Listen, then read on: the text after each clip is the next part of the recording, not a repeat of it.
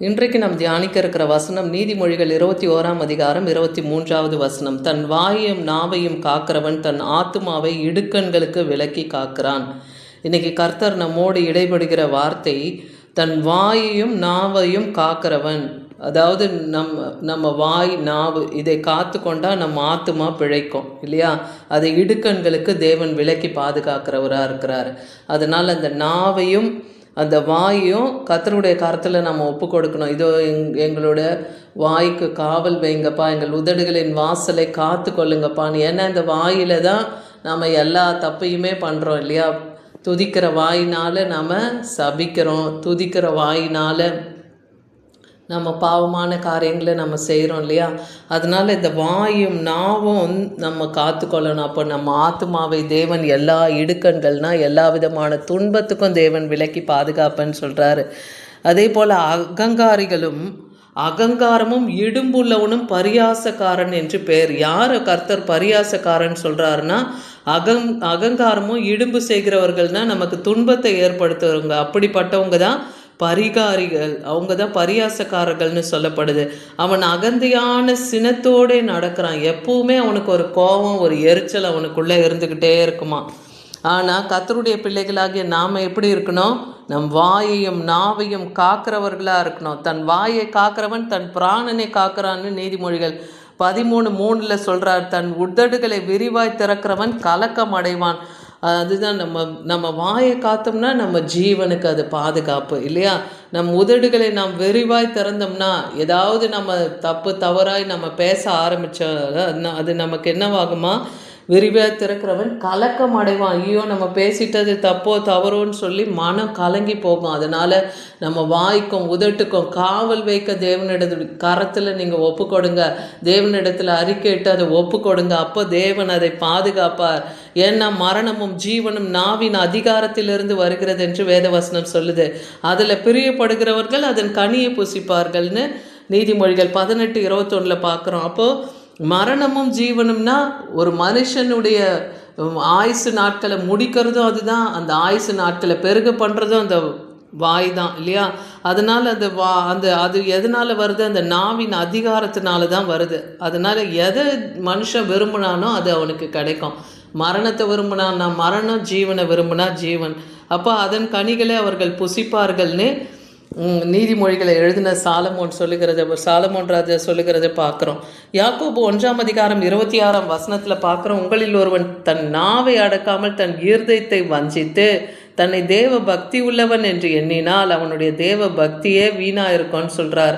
அப்போ நாவை அடக்காமல் இருந்தோம்னா நம்ம இருதயத்தை வஞ்சிக்கிறோம், நமக்கு நாமே கேடு விளைவிச்சு கொள்கிறோம். அதனால் தேவ பக்தி உள்ளவன் என்று தன்னை சொல்லிக்கொள்கிறவனுக்கு கூட அவன் தேவ பக்தி எப்படி இருக்குமா? அது வீணாக இருக்கும்னு சொல்கிறாரு. நீதிமொழிகள் 17ஆம் அதிகாரம் 27-28 வசனத்தில் பார்க்குறோம். அறிவாளி தன் வார்த்தைகளை அடக்குகிறான், விவேகி குளிர்ந்த மனமுள்ளவனாக இருப்பான்னு சொல்கிறாரு. அறிவாளி தன் வார்த்தைகளை அடக்குகிறான். எந்த இடத்துல என்ன பேசணுமோ அது ஞானம் விளங்க உன் வாயை திற, இருதயத்தின் நிறைவினால் வாய் பேசும்னே வசனம் சொல்லுது இல்லையா? அப்போ அறிவாளிகள் வார்த்தைகளை அடக்கி தான் பேசணும். விவேகிகள் குளிர்ந்த மனம் உள்ளவர்கள், அவங்க எப்போவுமே எதை குறித்தும் கவலை கொள்ளாமல் குளிர்ந்த மனம் உள்ளவர்களாக இருப்பாங்க. விவேகிகள் எல்லாவற்றிலும் நிதானித்து பார்த்து தன் காரியங்களை செய்வாங்க. அப்படி அந்த விவேகியினுடைய ஆற்றல், அந்த குணம் நமக்குள்ளே வேணும்னு நம்ம கர்த்தரிடத்தில் கேட்கணும். நீதிமொழிகள் 12:13 சொல்லுது, துன்மார்க்கன் துஷ்டருடைய வலையை விரும்புகிறான், நீதிமானுடைய வேர் கனியை கொடுக்கும். அப்போ துன்மார்க்கமாய் துஷ்டர்களாக இருக்கிறவங்க என்ன பண்ணுவாங்களா? அவங்க வலையை விரும்புகிறார்கள். அதாவது மற்றவங்களுக்கு கண்ணியை விரிக்கணும்னு நினச்சிக்கிட்டு இருக்கிறவங்க அந்த துன்மார்க்கர் துஷ்டத்தனமான வலையையே அவங்க விரும்புகிறாங்க. ஆனால் நீதிமானுடைய வேரோ கனி கொடுக்கும். நீதிமான் வேர் முதல் கொண்டு கனி கொடுக்கறதா இருக்கிறது. நீதிமான் தன் உத்தமத்தில் நீதியில் எல்லாத்துலேயும் அவன் நிதானமாக நடப்பான், நேர்மையாக நடப்பான், தேவன் விரும்புகிற காரியங்களை செய்கிறவனாக இருப்பான். அப்போ அவனுடைய வேர் கூட கனி தருகிறதா இருக்குதுன்னு சொல்கிறாரு. நீதிமொழிகள் 10:19 சொல்கிறோம், சொற்களின் மிகுதியால் பாவம் இல்லாமல் போகாது, அதனால் உதடுகளை அடக்குகிறவனோ புத்திமான். அப்போ சொற்களின் மிகுதி பாவத்தையே உண்டாக்கும். அதிகமாக நம்ம பேசினா அந்த வாயின் வார்த்தை பாவத்தை விளைவிச்சிடும். ஒருத்தவங்க உங்களை கோவப்படுத்தி எரிச்சல் படுத்தி மற்றவங்களை குறித்த காரியத்தை பேசும்போது நீங்களும் என்ன பண்ணுவீங்க? கோவப்பட்டு தேவையில்லாத வார்த்தைகளை பேசிடுவீங்க. அப்போ அது உங்களுக்கு என்னவாகும்? பாவமாயிடும். அதனால தன் உதடுகளை அடக்குகிறவன் புத்திமானாக இருப்பான். அப்போ மற்றவங்க பேசும்போது நம்ம நிதானித்து கேட்கிறவர்களாக இருக்கணும் இல்லையா? கேட்கிறதுக்கு பொறுமையாகவும் அதே போல் பேசுகிறதுக்கு நீடிய தாமதம் பண்ணணும். நம்ம பேசுகிறதுக்கு தாமதம் பண்ணணும். என்ன பேசணுன்றத புரிந்து ஏன்னா நம்மளுடைய வாயின் வார்த்தை புறப்படுவதற்கு முன்பாகவே தேவன் நம்ம என்ன பேச போகிறோன்னு அவர் அறிந்திருக்கிறார் இல்லையா? அப்போ எதை பேசினாலும் நாம் நிதானித்து பேசணும். கேட்கறதுக்கு நம்ம தீவிரமாக நம்ம செவிகளை கொடுக்குறவங்களாக இருக்கணும். யாக்கோபு 3ஆம் அதிகாரம் 3ஆம் அதிகாரம் 2-13 வரைக்கும் வாசித்து பார்த்திங்கன்னா இந்த நாவினுடைய அதிகாரத்தை குறித்து தான் நம்ம இங்கே பார்க்குறோம். எப்படி நாவு செயல்படுதுன்னு பார்க்குறோம். இதில் 3ஆவது வசனம் பாருங்கள். குதிரைக்கு நாம் கீழ்ப்படியறதுக்கு அதுக்கு என்ன போடுறோம்? கடிவாளத்தை போடுறோம் இல்லையா? அதன் வாய்களில் கடிவாளத்தை போடுறோம். அவைகளுடைய முழு சரீரத்தையும் திருப்பி நடத்துகிறோம். அப்போ அதை போட்ட உடனே அந்த உடம்பு முழுதும் இங்கே அங்கே அதை அலையாதபடிக்கு அதை ஒரே சீராக நடத்துறதுக்கு அதுக்கு கடிவாளத்தை போடுறோம். அதே போல் கப்பலை பாருங்கள். அது பெரியவர்களாக இருந்தாலும் அது பெருங்காற்று அடிப்பட்டாலும் அது அவைகளை நடத்துகிறவன் போகும்படி யோசிக்கும் இடம் எது? அவ்விடத்திற்கு நேராக மிகவும் சிறிதான சுக்கானை வைத்து அந்த திருப்புறாங்களாம். அந்த கப்பல் எந்த திசையில் திருப்பணுன்றது ஒரு சிறிய சுக்கான் மூலமாக தான் செய்யப்படுது. அப்போ ஒரு கப்பலை இயக்கிறதுக்கு ஒரு சுக்கானோ, ஒரு குதிரையை இயக்கிறதுக்கு ஒரு கடிவாளமோ, அப்போ ஒரு மனுஷனாகிய நம்முடைய நாவுக்கு எதை போட்டு நம்ம கண்ட்ரோல் பண்ணோம்? நம்ம வாயும் உதட்டுக்கும் தேவனிடத்தில் காவல் வைக்கும்படியாக நம்ம கேட்கணும்.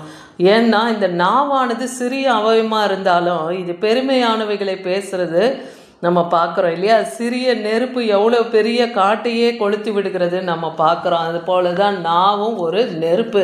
அது அநீதி நிறைந்த உலகம்னே வேதவசனம் சொல்லுகிறது. அதனால் நம்முடைய அவயங்களில் நாவானது முழு சரீரத்தையும் அது கரைப்படுத்தி நம்மளுடைய ஆயுள் சக்கரத்தை கூட கொளுத்தி விடுதான்.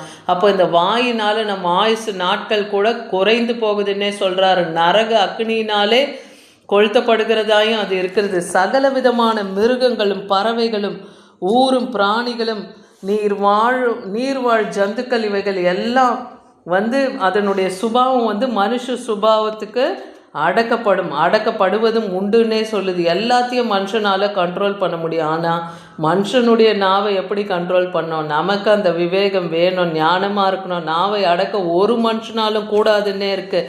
அது அடங்காது பொல்லாங்குள்ளதும் சாவுக்கு ஏதுவான விஷம் நிறைந்ததாகவும் இருக்குது. நம்ம உதடுகளின் கீழே விஷம் இருக்குன்னே சொல்கிறார். அப்போ நம்ம நாவை நம்ம எப்படி பாதுகாக்கணும்? நம்ம நாவை எப்படி கண்ட்ரோலில் வைக்கணும்? கர்த்தருடைய ஆவியானவருடைய கண்ட்ரோலில் நாம் அதை ஒப்பு கொடுக்கணும்.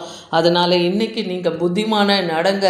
வாய்க்கும் உதட்டையும் காக்கிறவன் தன் ஆத்மாவை காத்து எல்லா இடுக்கண்களுக்கும் அதை விலக்கி காக்கிறான் என்று வேதத்தில் எழுதியிருக்கிறபடி நீங்கள் உங்கள் ஆத்மாவை காக்கணும்னா முதலாவது உங்கள் நாவையும் வாயையும் காத்துக்கொள்ளுங்க. எல்லா காவலோடும் தேவன் அதை காத்துக்கொள்வார். அவருடைய கரத்தில் ஒப்பு கொடுங்க. தேவன் அப்போ ஞானம் விளங்க உங்கள் வாயை திறக்க செய்வார். இருதயத்தின் நிறைவினால் உங்களை பேச செய்வார். ஆமீன்.